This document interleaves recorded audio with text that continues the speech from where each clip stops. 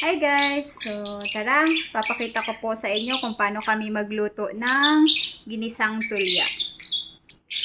Ayan. So, dahil medyo mainit na siguro tong mantika natin, first na gagawin natin or ilalagay yung luya. Hintayin lang natin na mag-brown yung luya bago isunod natin yung bawang, sibuyas at kamatis. Ayan. So, next na natin yung bawang, sibuyas at kamatis.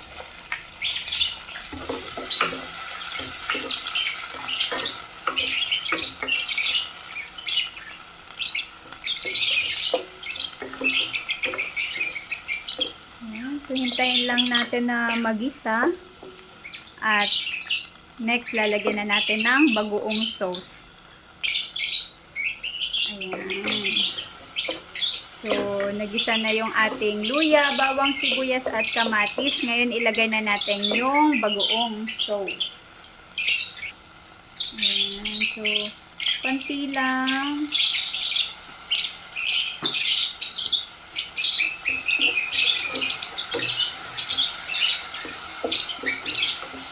At habang hinihintay natin siya, maglalagay na tayo ng mga seasoning.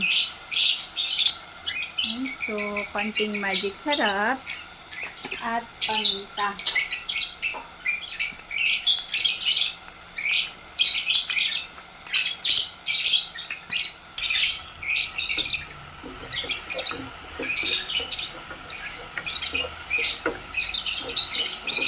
Tapos, lagyan na natin ng tubig.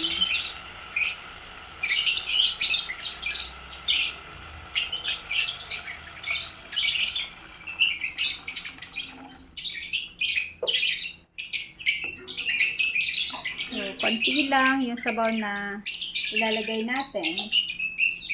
So, tapos, takpan muna natin siya habang hinihintay natin na kumulo bago ilagay yung shell.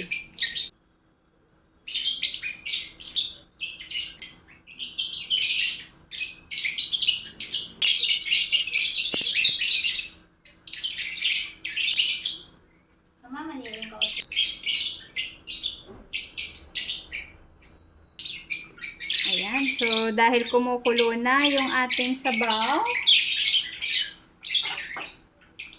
next na po nating ilagay yung ating sabili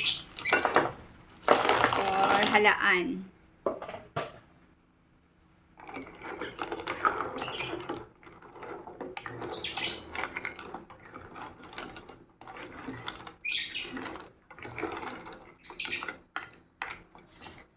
So, hintayin natin ulit na kumulo, kaya takpan na muna natin siya.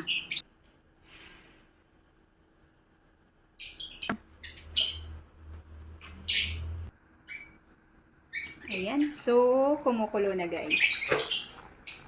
Ngayon, titikman na po natin.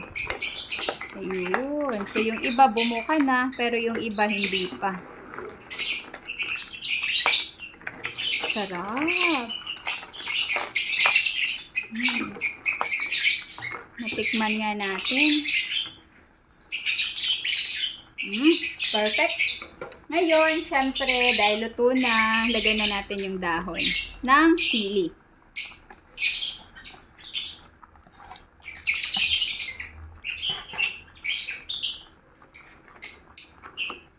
So yummy!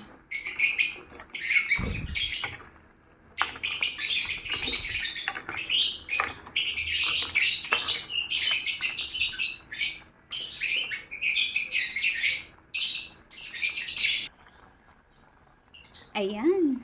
So, luto na guys yung ating ginisang halaan. O, diba? Ang sarap-sarap. So,